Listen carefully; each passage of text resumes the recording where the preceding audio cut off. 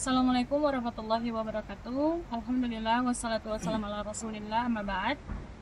Baik, saya Murul Mustika Rahmi. Saya merupakan mahasiswi dari Podia Institute semester 7. Di sini saya akan berdiskusi dengan Ustadz Fitri Priyanto LCMM yang merupakan pengasuh serta pengelola di lembaga Ponpes MKL Boarding School Puncak Cisarua Bogor. Baik, eh, diskusi ini merupakan bahan atau tugas bagian dari tugas saya di Podia Institute semester 7, yaitu KKN Mandiri. Baik, langsung saja kita menyapa Ustadz Fitri terlebih dahulu. Assalamualaikum Ustadz. Waalaikumsalam warahmatullahi wabarakatuh. Bagaimana kabarnya hari ini? Alhamdulillah baik. Masya Allah.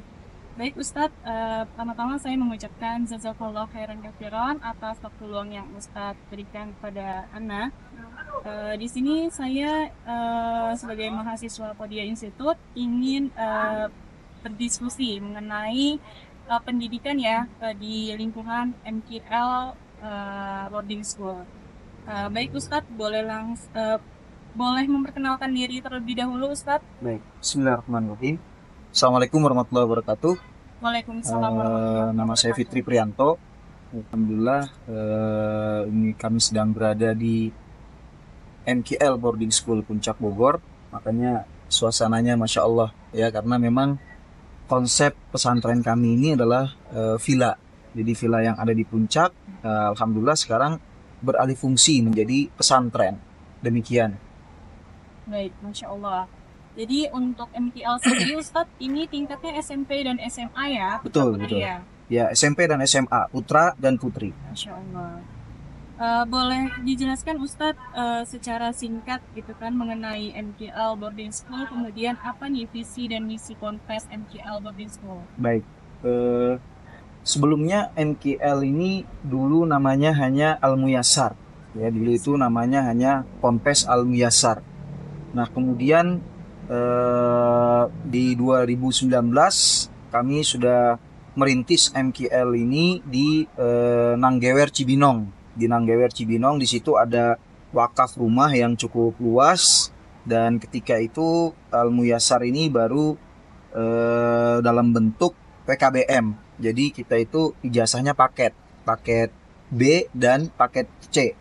Nah, alhamdulillah Allah karuniakan santri lebih dari 30-an, baik putra ataupun putri yang belajar di kami di sana, dan dari sana itu sudah meluluskan beberapa angkatan karena kita PKBM, jadi kadang ada yang masuk sudah kelas 2 SMP, 2 SMA ataupun 3 SMA ya, jadi itu cukup membantu dengan program pemerintah dengan program paket ya, B dan C tersebut.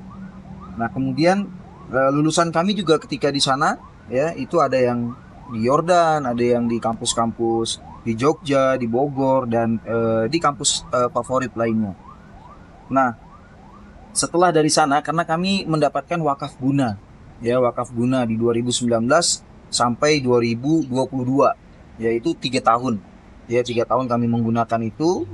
Kemudian qadarullah yang namanya kita sebagai penerima manfaat dari sebuah bangunan yang kita gunakan sebagai pesantren tersebut, si pemilik ini karena pandemi ekonominya cukup terguncang ya, sehingga mau nggak mau aset tersebut harus dijual sehingga kami pun karena masih memiliki santri, akhirnya kami pindah ke Bubulak, Kota Bogor ya, daerah Bogor Barat ya. Nah, di situ kami sewa 2 rumah di salah satu perumahan yang memang secara fasilitas rumah tersebut ya ada lapangan dan yang lainnya. Nah, dari situlah kami mulai mencari gitu kan, karena memang kondisinya 2021 2022 itu adalah kondisi di mana ekonomi lagi jatuh-jatuhnya setelah pandemi ya, otomatis ya donatur pun secara finansial belum bisa memberikan banyak ya, belum bisa berbagi banyak. Nah, di situ kami bagaimana agar pesantren ini tetap berjalan ya. Kalau kami memang punya beberapa tanah wakaf, Tapi kalau mulai bangun dari nol itu kan cukup menguras energi, menguras biaya yang luar biasa ya di tengah kondisi ekonomi yang sangat sulit. Akhirnya ya sudah kita tercetuskan ide ya dari salah satu pengasuh yang lain. Jadi kami di sini ini ada 4 orang pengasuh ya yang merupakan cikal bakal adanya Muyasar Quranic and Leadership Boarding School ini ya. Ada yang pertama itu Ustadz Saifuddin ya, kemudian yang kedua itu ada Ustadz Afifuddin ya, dan yang ketiga itu ada Ustadz Maksum, dan yang keempat ini saya. Nah, kami rapat ketika itu ya, sehingga tercetuslah kalau kita bangun itu akan cukup banyak energi kita, sehingga tercetuslah ide itu, gimana kalau kita sewa villa ya. Akhirnya ya kita cari-cari villa ya, menemui teman kita ada namanya seorang Habib di di daerah Puncak ini ya. Kita hubungi dan alhamdulillah ya, alhamdulillah ketemu dengan villa ini ya. Dulu ini villa namanya Villa Lora ya. Villa ini sudah ada sejak tahun 1976. Masya Allah, ya, sudah lebih tua dari saya ini villa gitu kan. Nah, ini semua ada kurang lebih 17 villa ya di lahan 1 hektar kurang sedikit ya. Kemudian secara fasilitas ya umumnya villa ya, asri. Kemudian setiap villa itu ada kamar 3 buah. Satu kamarnya kalau diisi santri itu per kamarnya bisa 6 sampai 8 santri. Di dalam kamarnya sudah ada kamar mandi ya.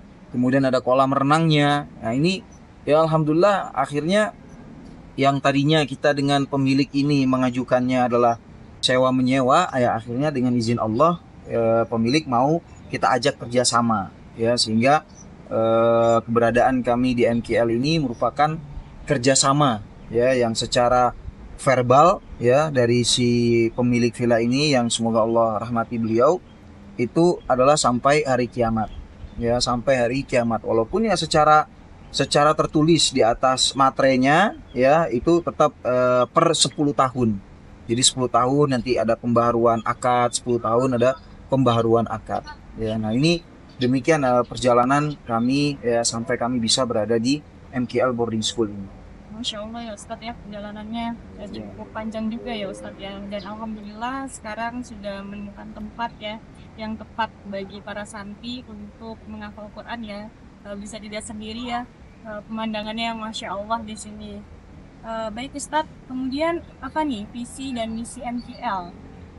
Sebenarnya secara ringkas ya, untuk visi misi MKL itu adalah mencetak generasi Qurani ya yang berakhlak dan berkemajuan teknologi.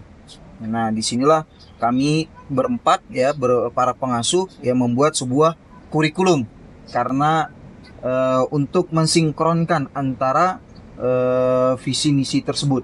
Nah, tercetuslah dari sini kurikulum namanya villa juga ya. Jadi di sini kita konsepnya villa, kemudian kurikulumnya juga villa. Nah, villa itu apa? Itu singkatan ya. Yang pertama V-nya itu adalah visioner yang faqih fiddin, visioner yang faqih fiddin. Kemudian yang kedua I-nya itu adalah IT. Jadi santri di sini itu mereka juga memiliki pembelajaran IT yang secara bekal ya, kemampuan dalam dunia IT itu insya Allah cukup ya. Dan memang kalau ditanya apa saja ya, seperti web development ya, kemudian coding dasar, kemudian digital marketing, kemudian foto video editing ya. Nah, ini adalah bagian dari pembelajaran IT di kami. Nah, kemudian L ya, L yaitu language. Nah, bahasa Arab dan bahasa Inggris. Kalau bahasa Arab kita ada natif langsung ya, dari Yaman, Syahadil Bahri namanya. Nah, kemudian L yang kedua ya itu adalah leadership. Jadi di sini santri-santri itu betul-betul dibekali ya, dibina jiwa kepemimpinannya. Tentunya kepemimpinan yang Islami ya, sehingga dalam kurikulum kami itu kepemimpinan itu ya mulai dari Rasulullah SAW, para khulafaur rasyidun, kemudian ditambah ditambah 2 ya, Umar bin Abdul Aziz rahimahullah, dan juga Muhammad Al-Fatih. Nah, itu nanti kurikulum leadership kita yang akan kita berikan kepada santri MKL ini, baik putra ataupun putri. Nah, kemudian A-nya yaitu adab Al-Qur'an. Ya, kalau kurikulum adab Al-Qur'an ini kami mengadopsi dari beberapa buku-buku adab ya, seperti Ta'lim Ta'lim, kemudian Adabul Mufrad ya, kemudian dari Riyadhus Shalihin ya, dan kitab-kitab yang lainnya yang betul-betul kami rangkum ya untuk memudahkan santri memahami seperti apa sih adab-adab Islam itu. Nah, itu visi misi kami ya, kemudian untuk mensinkronkan antara visi misi dan kurikulum tercetuslah kurikulum Villa. Demikian. Konsepnya Villa ya Ustaz. Ya, betul. Semoga visi dan misinya dapat tercapai ya. Amin, Ustaz, amin. ya. Baik Ustadz, langsung masuk ke pembahasan mengenai pendidikan ya Ustadz ya. Yeah. Terkhusus pendidikan di Indonesia. Ini bagaimana menurut Ustadz mutu kondisi pendidikan di Indonesia saat ini Ustadz? Kalau kita melihat mutu pendidikan ya, di Indonesia ini kan terdapat puluhan ribu ya sekolah umum, baik itu negeri ataupun swasta ya, dan juga kurang lebih ada 20-an ribu pesantren yang menyebar di Indonesia ini. Dan secara hukum asal tentunya pemerintah kita sangat perhatian dengan pendidikan ya, dengan membuat konsep kurikulum nasional ya, dan juga bagaimana peningkatan SDM pengajar ya, dengan pelatihan dan training ya. Cuma ya satu sisi yang mungkin bagi saya ini menjadi PR bersamalah kita para pendidik, karena sebagus apapun kurikulum, sebagus apapun pendidik ya, kita kalau tidak berstrategi, dalam artian sekarang itu perusakan moral, perusakan akidah, perusakan budaya ya Indonesia yang budaya timur ya, yang dibuat dengan berbagai macam bentuk konspirasi budaya ke barat-baratan ya, budaya ke Korea-Koreaan dan yang lain sebagainya. Nah, inilah yang sebenarnya merusak kurikulum pendidikan kita. Ya, berapa banyak orang-orang ataupun anak-anak kita yang lari dari kurikulum yang sudah baik, lari dari kurikulum yang sudah benar. Bukan berarti mereka tidak ikut kurikulum itu. Enggak, tapi mereka terkontaminasi. Ya, teracuni ya dengan kurikulum pergaulan yang tidak baik dari luar ya, sehingga ya kita lihat beberapa sekolah ada yang masih suka tawuran ya, budaya menyontek, kemudian budaya bully ya, belum lagi naudzubillah ya di oknum-oknum tertentu dari ustadz ataupun guru yang naudzubillah yang nggak baik gitu kan, sebagaimana yang kita lihat di media-media. Walaupun itu hanya oknum, tapi ini juga merupakan bagian dari PR kita bersama semuanya. Bagaimana kita itu sebagai guru, sebagai pendidik itu tidak hanya mengandalkan kurikulum yang bagus, SDM yang bagus, tapi juga adab ya, adab, attitude, karakter ya, budaya timur yang kurang lebih ya seperti budaya Islam ini. Nah, inilah yang harus kita perkuat ya di dalam kurikulum kita. Ya, kita bayangkan saja mungkin ustadzah dulu waktu SD, SMP, SMA ya, kita lihat belajar agama ya, dalam satu pekan dari jam 7 sampai jam setengah 2 kita belajar pelajaran agama itu hanya 1 hari gitu kan, dan itu pun hanya 2 JP gitu kan. Nah, ini bagaimana bisa menjadi bekal yang cukup ya untuk anak-anak kita, santri-santri ataupun siswa-siswi kita menghadapi gaya hidup global ya, pergaulan global yang saat ini marak di HP ya, di televisi dan yang lain sebagainya. Jadi ini sedikit pandangan saya, wallahu a'lam.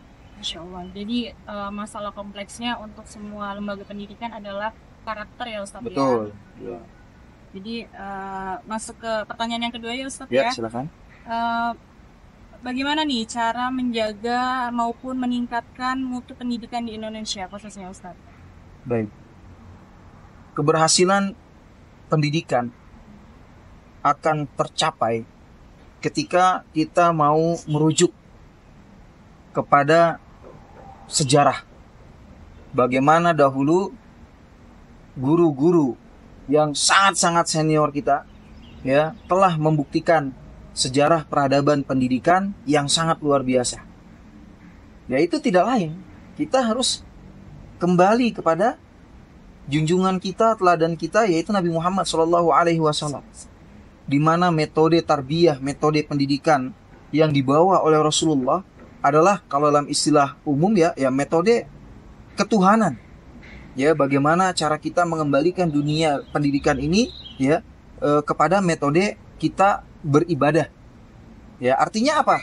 Ya, ketika kita belajar apapun itu tujuannya adalah ibadah. Ya, kita belajar PPKN ya tujuannya untuk ibadah. Bahasa Indonesia tujuannya untuk ibadah. Ya, kita belajar matematika itu pun juga ibadah, sehingga nilai-nilai keagamaan ya dalam semua produk pembelajaran ataupun dalam semua mata pelajaran itu ya itu harus kembali kepada satu tujuan, yaitu Allah Subhanahu wa taala yang esa. Kalau pendidikan yang dibawa oleh Rasulullah itulah yang ditiru oleh setiap pendidik yang ada di negeri ini, ya insya Allah ya bagaimana dahulu pendidikan itu sangat berjaya. Kita bisa melihat sejarah bagaimana masa-masa keemasan para ilmuwan muslim. Ya, itu contohnya sangat banyak sekali. Ya, dan ilmuwan itu di berbagai macam bentuk bidang. Bukan hanya bidang fikih, hadis, bukan, tapi semua bidang-bidang fisika, kimia, matematika dan yang lainnya pun coba kita kalau baca sejarah ya, itu semua kembali kepada ulama-ulama Islam. Ya, para pemikir Islam. Ya, kenapa? Karena mereka telah mengembalikan kemurnian pendidikan. Nah, kalau saya bahasakan kemurnian pendidikan ya kepada pendidikan yang telah ya dibawa, dibimbing, dijalankan oleh Rasulullah SAW kepada para sahabatnya, yang itu diteruskan di masa Khulafaur Rasyidin, di masa Umar bin Abdul Aziz, di masa pemimpin-pemimpin Islam yang lain. Nah, ini yang menjadi PR kita, yaitu kemurnian pendidikan ya yang berasaskan ya Quran dan Sunnah Nabi Muhammad SAW. Wallahu a'lam. Jadi kembali ke ini ya Ustadz ya, teladan kita Nabi Muhammad SAW ya. Yeah. Baik Ustadz, masuk ke pertanyaan yang berikutnya. Hal apa saja nih yang perlu diperbaiki dari pendidikan di Indonesia selain tadi ya pendidikan karakter dan moral? Yang pertama yang saya lihat itu ya niat ya. Ya, niat itu kita itu ini untuk diri saya pribadi dan semuanya ya. Niat kita mendidik, niat kita mengajar. Ya, niat kita ingin membangun pendidikan yang ada di negeri tercinta ini. Ya. Kenapa? Karena ya sudah menjadi rahasia umum bagaimana sekarang itu pendidikan tanda kutip ya di beberapa instansi pendidikan, lembaga pendidikan ya itu hanya dijadikan sebagai tameng ya, tameng untuk tanda kutip ya kepentingan pribadi, kepentingan lembaga, kepentingan golongan ya, sehingga apa-apa serba dirupiahkan ya, serba apa-apa diproposalkan ya. Nah, ini satu ya. Jadi kalau niat kita tulus untuk membangun Indonesia ini dengan pendidikan yang maju ya, pendidikan yang berkeadilan ya, pendidikan yang berlandaskan kepada Pancasila dan undang-undang kita, maka ini akan menjadi sebuah titik terang ya di dunia pendidikan yang ada di negeri ini. Tapi kalau tadi ya niatnya sudah bukan untuk tiga hal yang saya sebutkan, wah ini akan ya seperti yang kita lihat sekarang ya. Kita lihat sekarang di beberapa wilayah, di beberapa daerah ya masih terdapat keterbelakangan, ketertutupan ya, ketertinggalan ya dalam dunia pendidikan. Kenapa? Karena tadi ya pendidikan yang berkeadilan tidak sampai ya, jangankan ke pelosok-pelosok, ke desa-desa, bahkan di perkotaan sekalipun di wilayah-wilayah tertentu itu pun nggak masuk. Kenapa? Ini sebabnya apa? Karena tidak berkeadilan tadi ya, ada penyelewengan ya. Karena apa? Karakter. Kembali lagi kepada karakter. Nah, kemudian yang kedua ya, sistem yang dibangun di dunia pendidikan ini ya, jangan sampai sistem ini malah dimanfaatkan ya, dimanfaatkan untuk tadi kepentingan yang nggak baik ya, dimanfaatkan oleh hal-hal yang menyimpang dari nilai sebuah pendidikan itu sendiri, sehingga sistem ya mulai dari sistem misalkan sistem penggajian ya, sistem apa? Kenapa saya katakan sistem penggajian? Karena tidak ada satupun ya instansi pemerintah yang sangat menghargai tenaga pendidik ataupun apa kependidikan ya tenaga kependidikan ya kecuali mereka adalah dahulu Daulah Utsmaniyah, Daulah Abbasiyah ya yang itu sangat memberikan porsi terbesar anggaran di sebuah wilayahnya itu kepada guru ya tenaga pendidik dan tenaga kependidikan ya itu dulu. Nah ini yang penting nih ya jangan sampai guru demo belum digaji gitu kan, guru honorer gitu kan, ya Allah bertahun-tahun ngajar ya sebulan hanya 300.000. Nah ini kan harus diperbaiki nih ya, harus diperbaiki sistemnya dari sisi penggajian gitu kan, baik yang tetap dan yang honorer, baik yang memang sudah PNS ataupun yang belum PNS ya. Nah kemudian yang berikutnya setelah sistem penggajian itu adalah sistem buku rujukan. Nah ini mohon maaf kenapa saya sampaikan seperti ini, berapa kali ya pergantian menteri berganti juga ya sistem ataupun metode pembelajaran ataupun rujukan ya, kurikulum ini kurikulum itu gitu kan, walaupun ya kita husnuzonnya kan untuk kebaikan ya, tapi ternyata ganti menteri ganti terus gitu kan. Nah ini harus diperbaiki juga. Nah mungkin ini ya sedikit pandangan ya terkait dengan hal-hal yang perlu diperbaiki di sistem pendidikan di negeri ini. Ya. Nah, jadi inti dari semua itu adalah balik lagi ya Ustadz ya. Yeah. Harus luruskan niat karena Allah ya, apalagi dalam membangun ya lembaga pendidikan, terkhususnya lembaga pendidikan pondok pesantren ya Ustadz ya. Baik Ustadz, pertanyaan yang berikutnya adalah ini terkait dengan SDM ya Ustadz ya, terkhususnya guru ya. Nah apa saja nih syarat yang harus dimiliki untuk menjadi seorang pendidik ya di dalam pondok pesantren MKL ini Ustadz? Ya kalau kami di MKL ini ya memang ada saringan lah ya, siapapun yang mengajar di sini mulai dari mereka mengajukan lamaran, mengirimkan CV ya umum lah gitu kan, kemudian nanti ada wawancara ya, kemudian nanti ada sebelum kami jadikan karyawan tetap ya mereka ada masa uji coba dulu ya, uji coba dulu ya.